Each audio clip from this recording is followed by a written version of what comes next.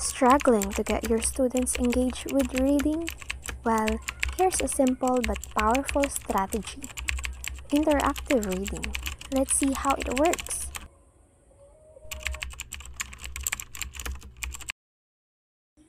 Interactive reading is a strategy where students don't just listen, they engage, question, and respond to the story.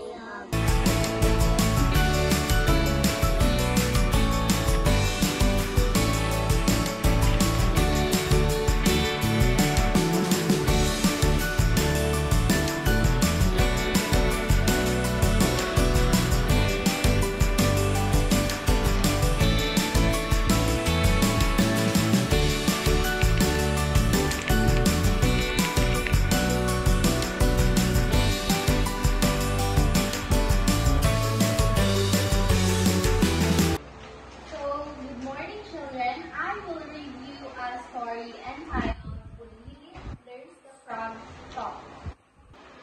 Okay, children, what do you think about this story? Or ano sa tingin nyo ang nilalaman ng story na ito? Yes, Ashley?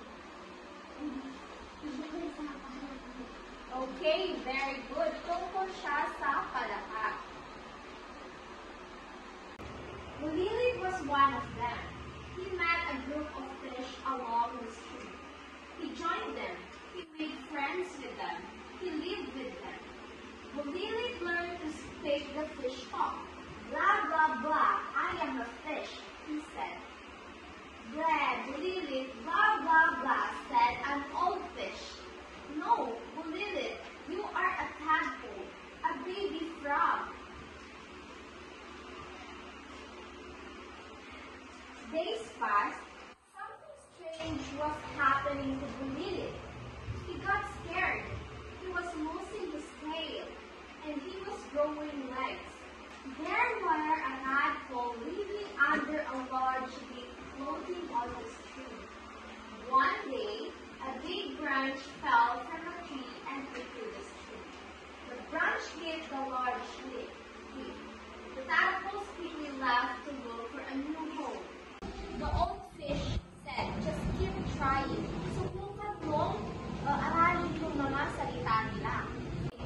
Bakit kaya hindi maintindihan ng tatlong frog ang salita ni Lily? Yes, Lily.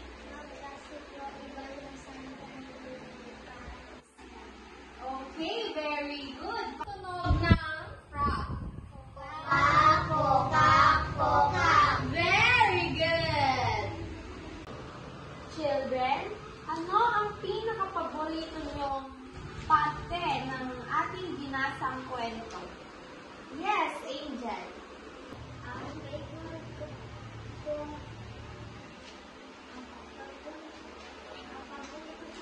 kong parte ay nakapagsalita si Lily ng Poka. Yay! Palakpakan naman natin si Angel. So, ang pinaka-paborito daw na parte ni Angel dito sa kwento ay nung natutunan na ni Lily na makapagsalita ng salita ng mga kapwa niya palaka, which is, ano ang salita ulit ng mga palaka? Okay, very good. Poka, poka. Ikaw naman, Ashley, ano ang pinaka-paborito mong bahagi ng ating binasang kwento? Ang paborito kong bahagi ng kwento ay noong masaya si Lily dahil siya nagkaroon ng mga kaibigan ng palaka.